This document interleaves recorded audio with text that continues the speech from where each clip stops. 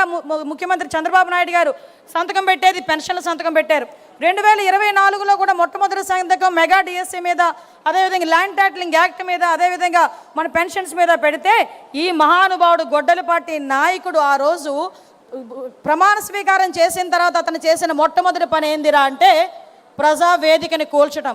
ఎంత సైకో కాకపోతే అదే ప్రజావేదికలో కూర్చుంటాడంట, అదే ప్రజావేదికలో ఐఏఎస్ ఆఫీసర్లతో మీటింగ్ పెడతాడంట, బయటకు వచ్చి దీన్ని కూల్చేయండి అని చెప్పాడంటే ఆ రోజు నుంచి సైకో పరిపాలన కొనసాగింది అని చెప్పడానికి అది మొట్టమొదటి ఉదాహరణగా మనం భావించవచ్చు.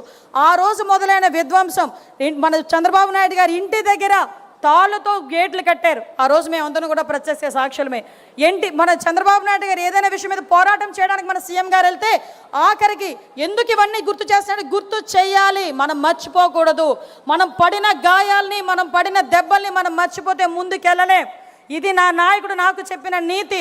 కాబట్టి మీ అందరికీ కూడా ఈరోజు చెప్పాలని ఉద్దేశంతోనే చెప్తున్నా. ఒక 5 నిమిషాలు టైం తీసుకొనైనా ఎందుకు చెప్తున్నానంటే ఆ రోజు కట్టిక నేల మీద ఎయిర్పోర్ట్లో ఎన్నో సందర్భాల్లో కూర్చున్న ప్రత్యక్ష సాక్షులు మేము ఇక్కడ ఉన్న వాళ్ళందరం కూడా